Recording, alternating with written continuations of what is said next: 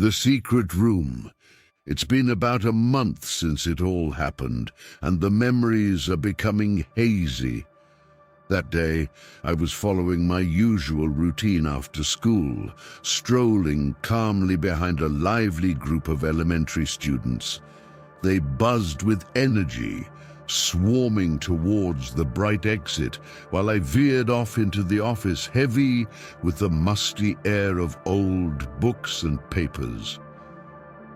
I found Ashley at her desk, surrounded by a chaotic spread of essays and assignments. Her expression was odd, distant, as if she was lost in some deep contemplation.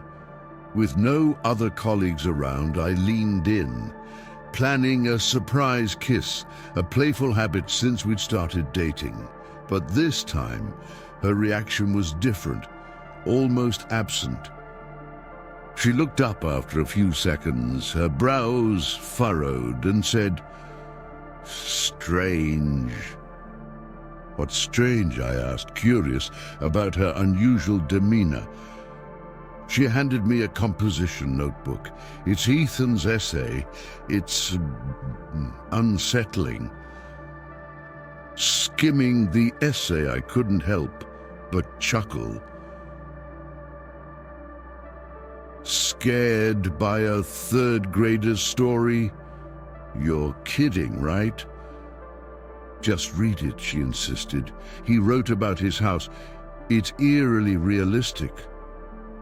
I read through the essay quickly, then tossed it back onto the desk with a scoff. Kids have wild imaginations. Don't take it so seriously. But Ashley seemed genuinely troubled, her gaze lingering on the notebook. That evening, I took Ashley out to a local McDonald's, trying to take her mind off the bizarre essay. She was unusually quiet, picking at her food and sipping her cola. "I think I should talk to Ethan's parents," she said suddenly, her tone serious. "I need to make sure he's not watching those horror movies anymore. They're affecting his writing." 2 weeks later, Ashley visited Ethan's home. After that visit, I noticed a change in her. She became distant, her behavior odd and secretive, as if she was no longer the woman I knew. I confronted her, but she brushed me off, growing increasingly irritable. Her transformation was puzzling and unsettling. One day, while teaching, Ethan's essay came back to my mind. A cold shiver ran down my spine as I considered the possibility that his story might be true. I went back to Ashley's office to find the essay, but it was nowhere. Frustrated, I decided to speak to Ethan directly. "Where's that essay about the locked room in your house?" I demanded. Ethan looked at me, perplexed. "I tore it up, made paper airplanes," he mumbled. "But what did you write about in that essay?" I pressed. He hesitated, then said quietly, "My dad warned me not to talk about it. It's our family's secret." The mystery deepened. What was this secret room that Ethan wrote about? And why was Ashley acting so strangely after visiting his home? The title of Ethan's essay, "I'll Tell You a Secret," echoed in my mind, but only fragments of its content remained. It read like a childish ghost story, yet something about it was unsettling. Ethan wrote about a mysterious, always locked room in his house with a dark red door, which he described vividly as the color of dried blood. He never saw it open, but often heard strange, eerie sounds at night, like distant singing. One evening, he claimed to have seen a woman in red emerge from the locked room and disappear into the wall. Later, through his window, he saw the same woman walk into a neighbor outside. That night I lay in bed restless, haunted by Ethan's story. Could it be real? Could there actually be something sinister about that room? The change in Ashley was undeniable. She was no longer the person I knew. She seemed like someone else, her whereabouts often unaccounted for. It left me confused and worried. One day, as I was setting an essay topic for my class, Ethan's story hit me like a bolt of lightning. I stopped mid-sentence, a chilling realization dawning on me.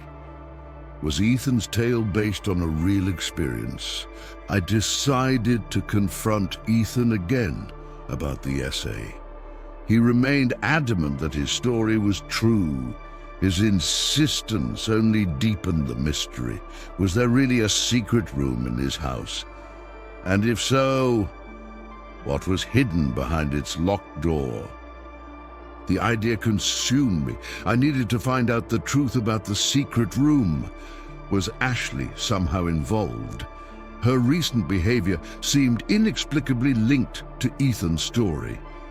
Driven by my growing obsession, I resolved to uncover the truth about the mysterious room. My mind was constantly occupied with theories and possibilities.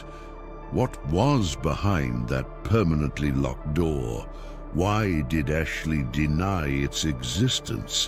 One night, lying in bed, I couldn't shake off the eerie feeling. Ethan's description of the woman in red haunted me. Was she a ghost, a figment of his imagination, or something more tangible? Determined to unravel the mystery, I devised a plan to visit Ethan's house. I needed to see the room for myself. I decided to confront Ethan at school the next day. When I did, his initial reluctance gave way to a begrudging agreement. He handed me 2 keys, one for the main door and the other, he claimed, for the secret room. That evening I waited until the cover of darkness to make my move. Ethan's instructions were clear. Look for the balcony light as a signal. If it was on, his father wouldn't be home. The journey to Ethan's house was surreal, a mix of anxiety and determination driving me forward. I arrived at the upscale neighborhood and located his building. The balcony light was indeed on, a beacon in the night. I used the key Ethan had given me to quietly enter the house. Inside, the darkness was almost palpable. I treaded softly, my heart pounding as I approached the location Ethan had described. There it was, the dark red door, just as he had written. I stood before it, the key trembling in my hand. I unlocked the door and slowly, cautiously, I opened it. As the door creaked open, a shiver ran down my spine. The room was shrouded in darkness, so dense it felt almost tangible. I fumbled for a light switch, my heart racing with every second. Suddenly a voice broke the silence. "Who's there?" It was deep and gruff, slicing through the darkness. Lights flickered on, revealing a startling scene. On a large bed, a man and a woman sat up abruptly, their expressions a mix of confusion and alarm. The woman clutched the sheets to her chest. It was Ashley. Her eyes wide with shock, she stared at me as if seeing a ghost. But something about her was off, eerily so. It was like looking at Ashley but seeing someone else entirely. The realization hit me like a wave of cold water. The woman in Ethan's story, the woman in red. Was it Ashley? I felt a tug at my sleeve. Turning, I saw Ethan holding out a knife, his face twisted into a mix of anger and satisfaction. "It's her," he whispered. Gripping the knife, a rush of adrenaline surged through me. I lunged towards the bed, my mind a whirlwind of confusion and rage. But before I could reach them, the man tackled me to the ground. The knife clattered away, useless. The struggle was brief but intense. I was overpowered and soon found myself pinned to the floor, the weight of my failed attempt crushing me. Ethan stood by, his expression a mix of disappointment and contempt. "You're weak," he spat, his eyes cold. The police arrived shortly after, alerted by the commotion. I was arrested, my reputation in tatters, my career as a teacher over. In the aftermath, I learned that Ashley and Ethan's father were to be married, a fact that twisted the knife of betrayal even deeper. Ethan had played us all. His tale of the secret room, the mysterious woman in red, it was all a fabrication, a ploy to expose the affair and exact his revenge. As I walked out of the courthouse 6 months later, my mind was still reeling from the events. Ethan's story, whether true or not, had changed everything. I wondered about the real secrets hidden behind the doors of seemingly normal houses, the stories untold, the truths concealed. And as I stepped into the sunlight, a free man, yet bound by the shadows of the past, I realized that some doors are better left unopened, some secrets better left undiscovered.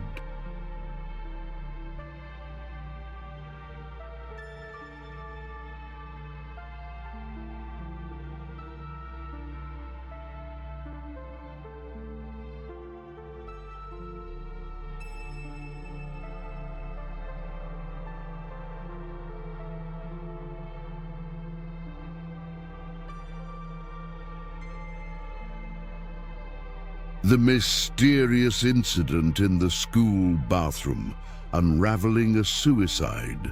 The bathrooms at our school were located in a small old building at the southwest corner of the playground. They were divided into individual stalls with locks where you could do anything in private, even something as dire as suicide. This is what the seniors told me on my third day at this school. They said that one of the stalls in the girls' bathroom, particularly the one at the eastern end, was the site of a suicide. A senior girl, abandoned by her boyfriend, locked herself in there late at night, slashing her wrist with a small pencil sharpener blade, her blood slowly draining away. Of course, I didn't believe this absurd story. The seniors probably made it up to scare us away so they could smoke in the stalls undisturbed, but that particular stall was indeed locked with a large brass padlock. I guessed it was used for storing cleaning supplies. I liked going to the bathroom after lights out at 10 p.m. There were fewer people. No annoying smell of smoke, a place where I could relax. During summer nights, students generally stayed up late. From 10 p.m. to 11 p.m., I visited the bathroom 5 or 6 times, always finding it full. Tired of waiting and getting bitten by mosquitoes, I kept going back and forth between the dormitory and the bathroom. At 11:10 p.m., I entered the bathroom again. This time, I was in luck. In just 10 minutes, 8 of the 10 stalls had suddenly become vacant. Excluding the locked one, only one was occupied, and as I was using the stall, I read a mystery novel by Agatha Christie on my phone. Suddenly, I heard a flush from the neighboring stall. I thought I must have missed hearing someone enter after the flush. It seemed like they didn't leave, because I would have heard the sound of footsteps in the water. I finished up and prepared to leave. Again, a sound of flushing. Someone's really a clean freak, flushing before even using the toilet. I nearly laughed aloud. Then I stepped onto the wet floor. The flushing sound continued, unceasing, as if someone was holding the flush lever down. Turning, I saw the row of open stalls, except for that one, still locked. My heart raced. Could the senior's story be true? Was there a suicide here? Not believing in ghosts, I decided to check it out. As I approached the locked stall, the flushing stopped abruptly, as if whoever was pressing the lever had suddenly let go. "Who's there?" I called out bravely. My voice echoed off the smooth walls. I felt cold sweat soaking through my cotton vest. In the end, I couldn't muster the courage to take that last step. Back in the dormitory, everyone was asleep. I shared this incident with my best friend and the head of our school's adventure club, Luke Osborne. He was a staunch atheist. He decided that we would break the lock on that stall together over the weekend. On Sunday, the campus was deserted, with most students either home or out having fun. Luke and I stared at the brass lock, trying unsuccessfully to break it. Then I noticed the gap at the top of the stall dividers. The school had left gaps at the top and bottom for ventilation. The top gap was larger, while the bottom was only about 50 centimeters wide. "Why not just climb up and look inside, instead of all this effort?" I suggested. We brought chairs from our dormitories to peek inside. The sight disappointed Luke, who loved bizarre things, and relieved me. Aside from a toilet and a wastebasket, there was nothing else. Maybe someone was in that stall that night, and I just didn't see them, I thought on my way back. For a while, I continued my late-night bathroom visits, never encountering a full house as on that night. Then the school posted a notice about a nighttime power outage for electrical maintenance. At night, I tiptoed into the bathroom with my phone, using its dim light to find an empty stall. While reading a chapter titled "Locked Room Murder," I heard footsteps and flushing sounds in the darkness, which felt eerie and terrifying. The flushing next to me continued, as if someone was holding down the lever. It sounded grating in the silent, dark bathroom. "Man, if you're done, just leave," I shouted. The sound stopped, but the person didn't leave. Jokingly, I pulled up my pants and stepped out. I screamed.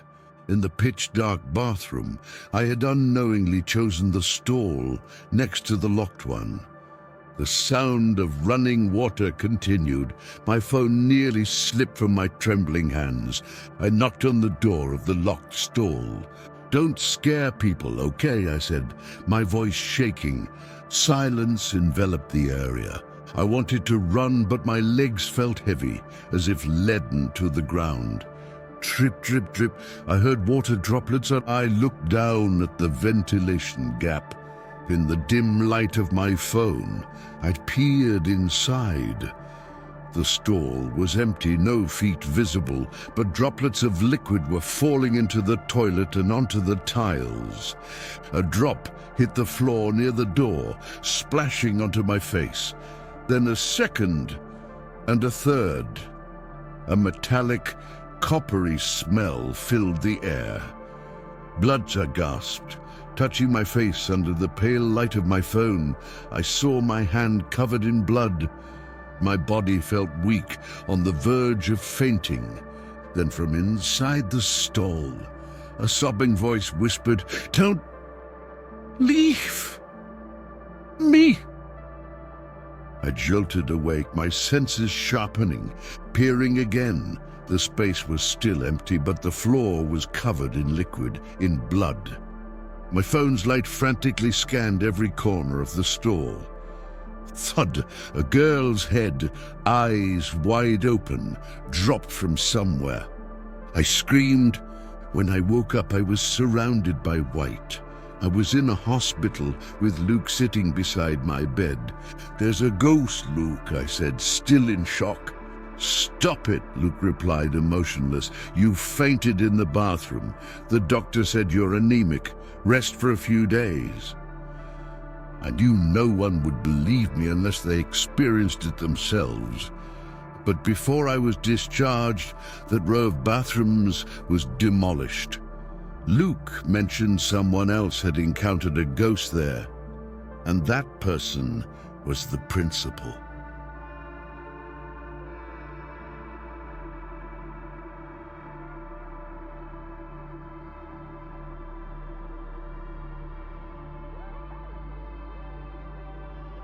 The creepy event of dorm room 464, the midnight flickering lights.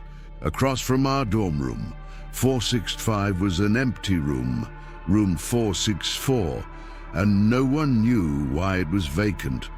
Our college's housing conditions were far from ideal.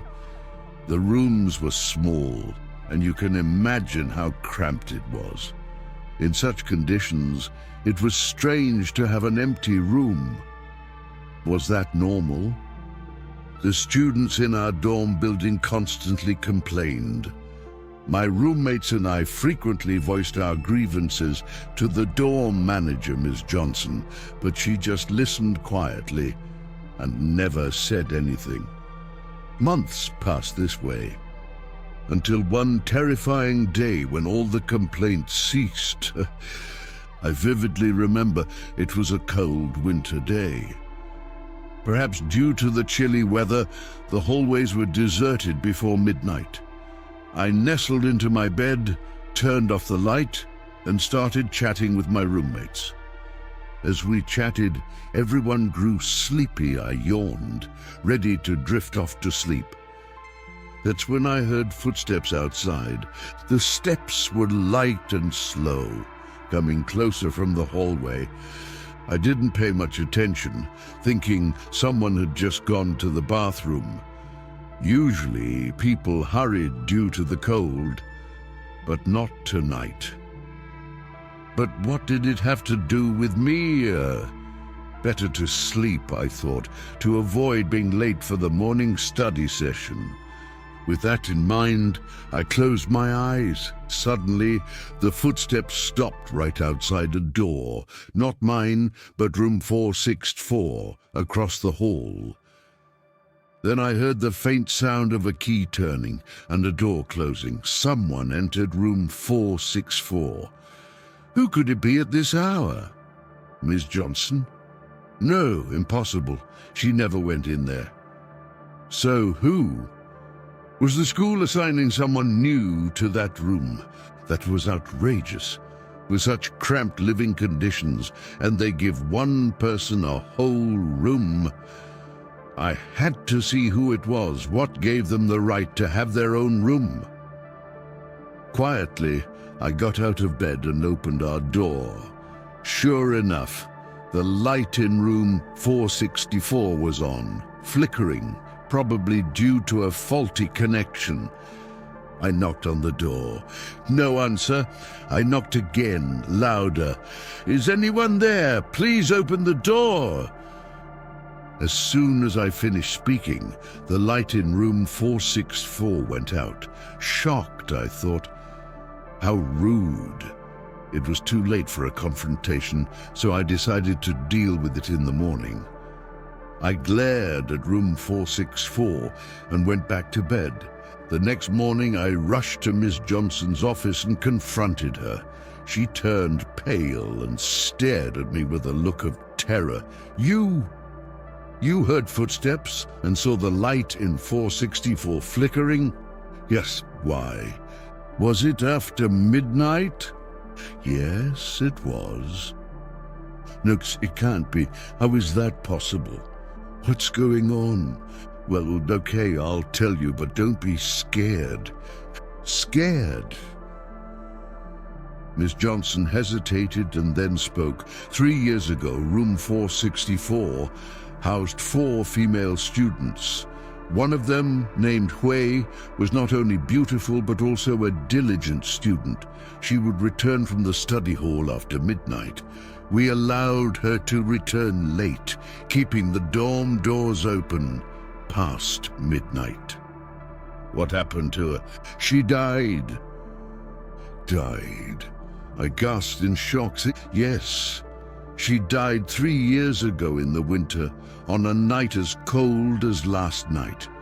The light in room 464 was malfunctioning, and her roommates forgot to warn her. She had a heart condition, and when she turned on the light, it triggered an attack. She died horribly. When I arrived, her roommates had fainted, and her eyes were wide open, staring with the light flickering.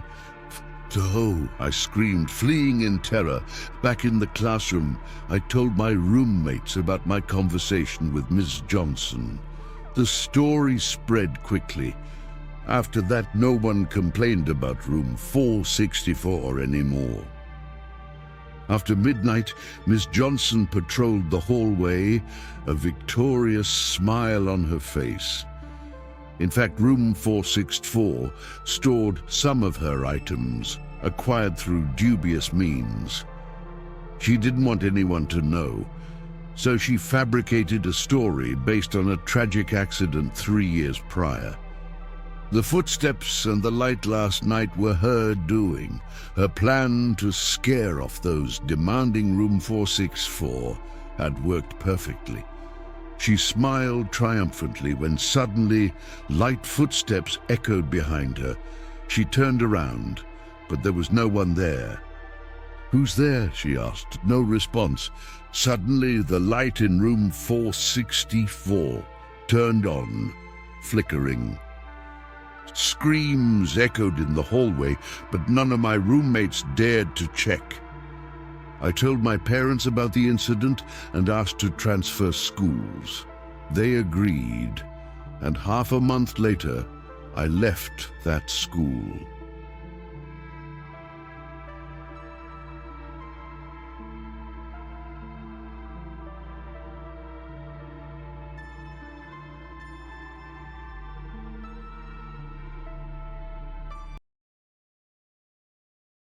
The abandoned lab. At 11 p.m., just as the lights-out bell rang, I'd already brushed my teeth and climbed into bed, ready to sleep. Jake, my roommate, still engrossed in his computer, turned to me curiously. "Why so obedient tonight? Changing your ways? Or did you take the wrong meds? You're usually the last one to sleep, often still on your computer when I wake up in the middle of the night." I muffled a response from under my blanket. "Nothing much. Just tired, so heading to bed early." Tonight felt strange, but I couldn't pinpoint why. Usually, I'd be wide awake at night, but now my head felt heavy, not like sickness though. Several times I thought I heard someone calling my name, but there was nothing when I checked. My dorm mates didn't hear anything either. Maybe it's just the exhaustion. Seeing it was nearly 11 p.m., I figured I might as well sleep early. Again, that dream.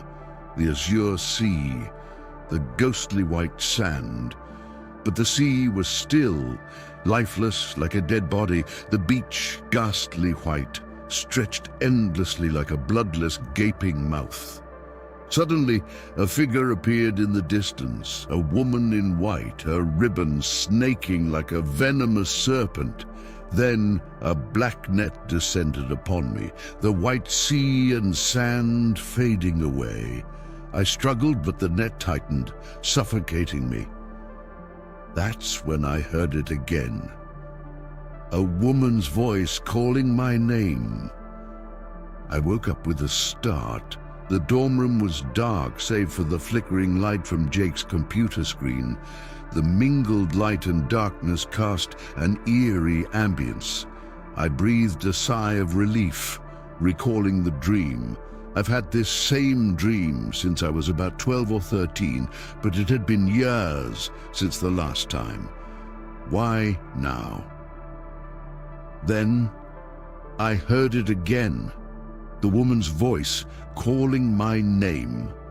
Just my nerves, I thought, trying to ignore it and lie back down. "There's someone calling you," Jake said.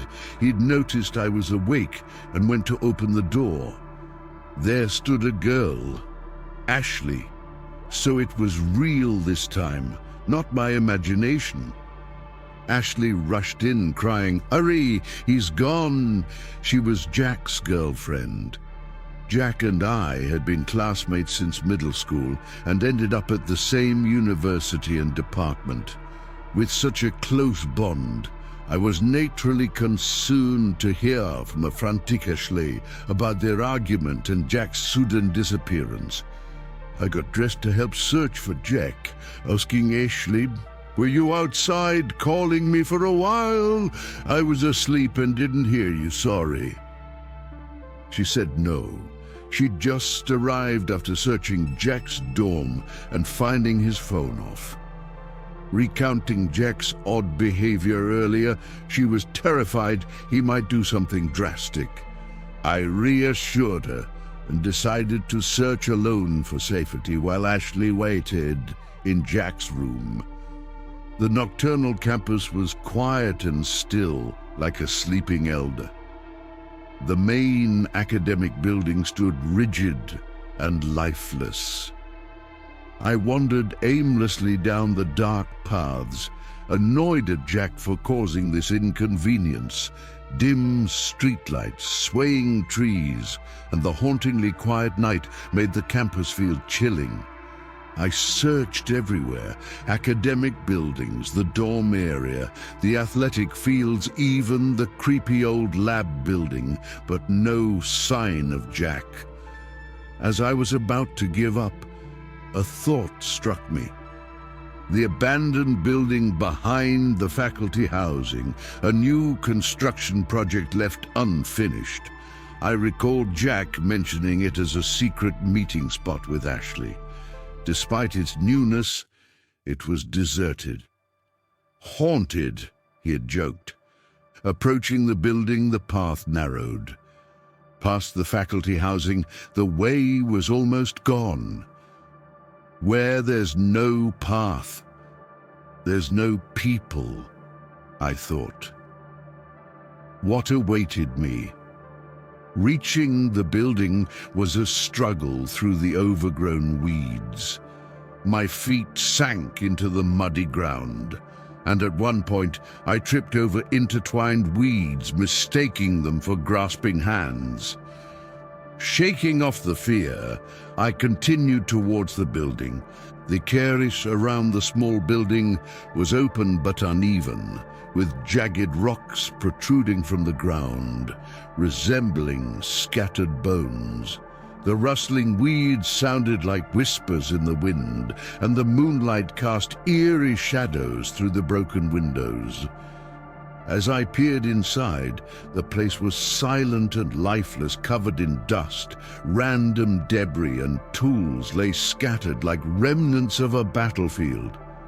The thought of a morgue flashed through my mind, chilling me. The wind grew stronger, carrying a faint familiar melody, the same haunting song from my recurring dream. I turned to see a figure standing by a window inside the building. It looked like Jack. But how? Why was he there?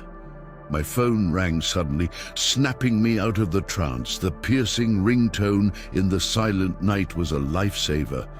I saw the figure moving closer in the dim light, its eyes glinting green. I ran as fast as I could, the wind howling and the mysterious voice fading behind me. Back under the safe light of the main academic building, I was out of breath and shaken. I called back the number that had saved me. It was Ashley. Jack had returned. "So, it was you who called?" I asked her. She confirmed and asked why I didn't pick up sooner. I realized then that the figure resembling Jack, the singing, the green eyes, what had I encountered? The next day, I asked Jack where he had been. He shrugged it off, saying he was just at the movies. When I mentioned the haunted building, he laughed it off, but I couldn't shake the memory of that haunting figure and its hypnotic song. To this day, I still wonder what might have happened if that phone call hadn't brought me back to reality. Where would I be? Still in this world or somewhere else?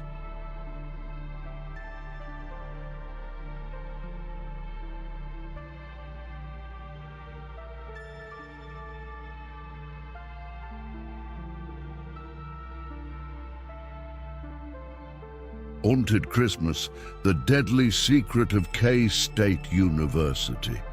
This Christmas at the State University, where I'm studying, the atmosphere was tinged with a sense of mystery and dread. Even though the campus was adorned with festive decorations, a chilling event from the preview, Si Lumdovayos, like a dark cloud. My friend Medi, known for her beauty and charm, was deeply affected by the tragedy that had struck our college last year. A student named Lynn had mysteriously fallen to her death from a dorm building, and the case was unresolved, casting a shadow over our celebrations. Maddie, along with two other roommates, Blue and Quinn, had been trying to move on from the unsettling incident, but the past had a way of catching up. On Christmas Eve, after returning from a festive gathering, we were shocked to find a terrifying scene in our dorm room. Blue was lying motionless on the floor, her eyes wide open in horror. The police arrived soon after and began their investigation. It was suspected that she'd been poisoned. The eeriest part was the discovery of a note under Blue's body, seemingly written by Lynn, the deceased student. The note hauntingly invited Maddie and Quinn to join her in the afterlife.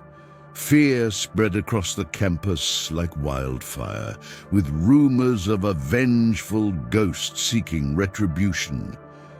Despite the police's efforts, the mystery only deepened when another roommate, Quinn, vanished without a trace. In the midst of this chaos, I couldn't help but feel a growing sense of unease. Maddie, once the life of the party, had become a shell of her former self, haunted by the possibility that Lynn's restless spirit was seeking vengeance.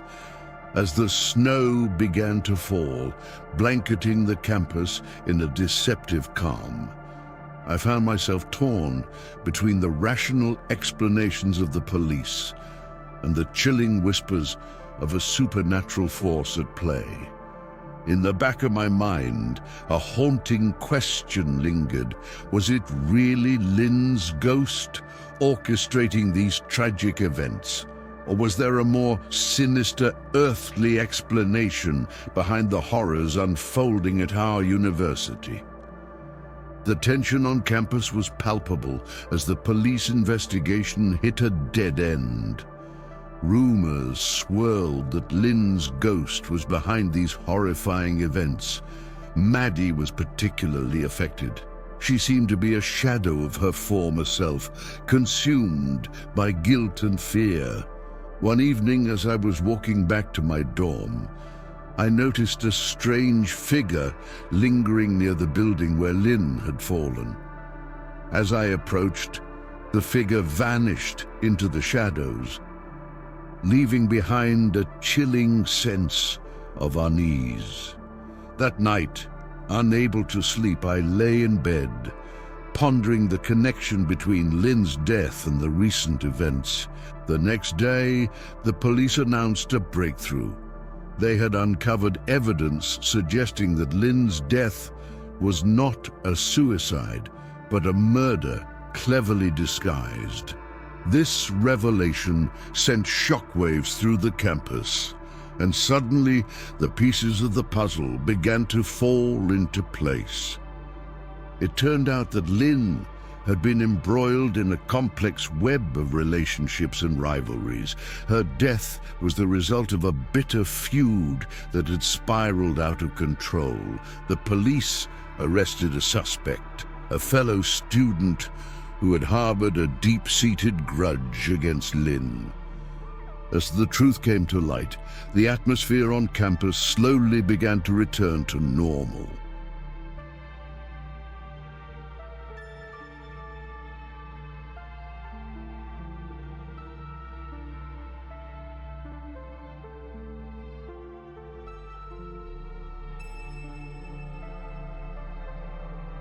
Terrifying lab class, the frightful night of the missing skin. My high school friend Emily, studying medicine at university, had sent something unusual to satisfy the curiosity of us girls in our dorm. We were always intrigued and a bit scared by tales of human anatomy. So one day, Emily decided to cut a piece of skin from a specimen in her lab class and mailed it to us. I wasn't as curious as the others and just left the letter and the piece of skin on the table, suggesting they take a look and then dispose of it. That's when things started to happen. The very next night, one of the girls heard strange noises. Too sleepy to care, she opened her eyes briefly and saw a shadow rummaging around, but thought nothing of it, assuming someone was up. In the morning, she asked, "Who was up last night? You woke me up." "No, not me." "Me neither." "Nobody confessed to being up, and you must have seen things. You were probably half asleep," we reasoned. Maybe." The next night, another girl saw a shadow near Emily's bed. Emily, a heavy sleeper, knew nothing about it. "You're just trying to scare me," Emily protested. But when it happened for the third night in a row, we all got a bit spooked. What was going on? Nothing was missing, yet the sightings persisted. That weekend, we decided to stay up and investigate. After lights out, we lit candles, some reading novels, others chatting and snacking on sunflower seeds. We managed to stay awake till midnight, then 1 a.m. But by 2 a.m. and 3 a.m., we were struggling to keep our eyes open. Suddenly, a gust of wind blew through the window, extinguishing the candles. Almost asleep, none of us bothered to relight them. Then a shadow appeared, seemingly out of nowhere. It went to the table, searching for something. Emily, half asleep, mumbled, "Matches are in the middle drawer. Haven't found them yet." "My skin, where is it?" "Oh, what did you say? The skin, it's on the table. Why do you need it now?" Emily didn't even open her eyes. Suddenly, a loud crash jolted us awake. Claire grabbed a flashlight, and as she shone it towards the window, the shadow vanished. The vase on the table lay shattered on the floor. We were all stunned, not sure what had just happened. Emily asked, "Who wanted to light the candles? And who was asking about the skin?" No one had gotten up, and no one had asked for the candles. The letter on the table was open, but the skin was gone. We all shivered, contemplating the chilling possibility. Had the person come looking for their skin? Terrifying thought. A few days later, Emily's med school friend called her, mentioning that a body in the lab had gone missing. It was the same one from which a piece of skin had been taken